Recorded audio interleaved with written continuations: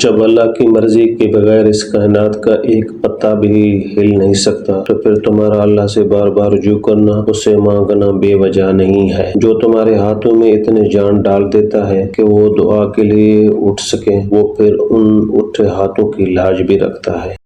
اللہ کے فیصلے ہمیشہ دیر سے ہی سمجھ آتے ہیں، لیکن جب سمجھ آتے ہیں تو آنکھیں بھیگ جاتی ہیں اور دل کہتا ہے اللہ کا شکر ہے، جو ہوا بہترین ہوا۔ اکیلے رہنے سے یا اکیلے ہونے سے، کسی کو کھو دینے سے یا ٹوٹ جانے سے کبھی نہیں گھبرانا، کیونکہ ایسا ہونے سے رب ملتا ہے، اور جب رب ملتا ہے تب سب مل جاتا ہے۔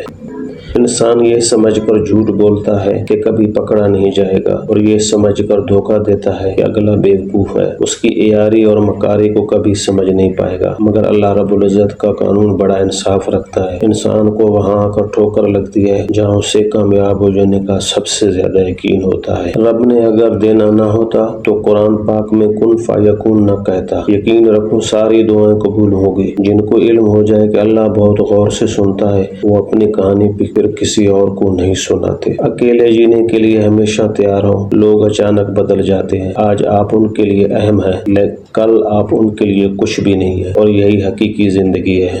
اگر اللہ ہنساتا ہے تو ہنستے جاؤ، رلاتا ہے تو روتے جاؤ، چیزیں دیتا ہے تو قبول کرو، اور واپس لے لیتا ہے تو راضی ہو جاؤ۔ بڑی سے بڑی اور آسان فقیر یہی ہے کہ میں اللہ کا ہر فیصلہ منظور ہے۔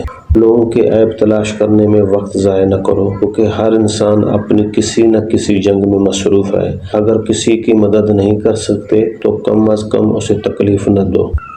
آج تیرا وقت مشکل ہے، کل تیرا وقت مثال بنے گا، بس یقین نہ ٹوٹنے دینا۔ صبر کرنے والے کبھی ہارتے نہیں، اللہ ان کے لیے بہترین وقت لکھتا ہے۔ دعا کرنے والا انسان سمندروں اور پہاڑوں سے زیادہ مضبوط ہے، بھلے سجدے میں گرا ہو، رو رہا ہو، درد سے بلک رہا ہو، وہی اصل بہادر ہے، کیونکہ اس کا ایمان ہوتا ہے اللہ اسے دے گا چاہے لوگ کچھ بھی کہیں۔